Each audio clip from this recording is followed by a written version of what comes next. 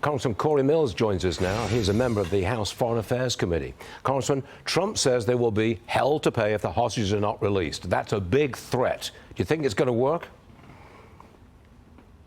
Well, Varney, that's not actually a big threat. That's a big promise. Look, we've watched where the peace through strength method that President Trump utilized in his first administration worked perfectly. As you recall, even after the attack on Assad Air Base there in Iraq, there was a subsequent attack that went on with Iran.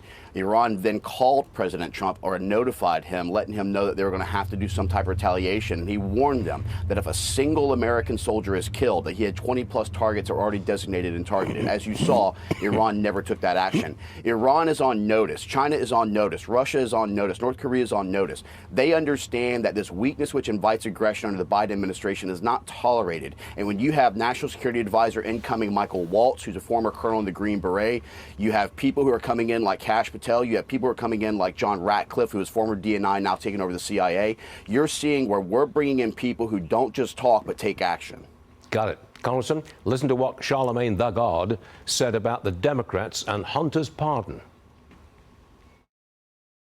Hunter was singled out because he broke the law. That's number one. He was singled out because he had an illegal gun and tax evasion charges, not because he was the president's son. I just want Democrats to stop acting like they are on this moral high ground politically when they have shown us they're not, whether it's skipping the primary process when Biden stepped down and things like Biden pardoning his son. Stop acting like y'all the pure party and Republicans aren't.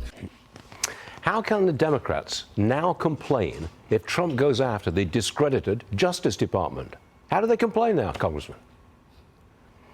Well, they can't. Look, everyone's starting to wake up to the hypocrisy of the Democratic Party, where for the longest time they said, we believe in the rule of law. We will allow the jury and the justice process to take its course. When he found out, President Biden, that he couldn't utilize his position to influence the outcome and his son was going to be charged, he then stepped in to pardon him. But I'll tell you, I think there's something more nefarious in this. I think that what's happening, Stuart, is that tax evasion charge would have led to further financial forensics, which would have tied President Biden and his family to further corruption, just like Tony Bobulinski, his former partner, and the things in Burisma was talking about. So I don't think this should be done. I think the House should still continue to investigate, but this just shows the hypocrisy, and everyone's waking up to what's going on in the Democrat Party. You could well see the president pardon himself right to the end of his term. We shall see. Cory Mills, always a pleasure. Thanks for being with us, sir. Appreciate it.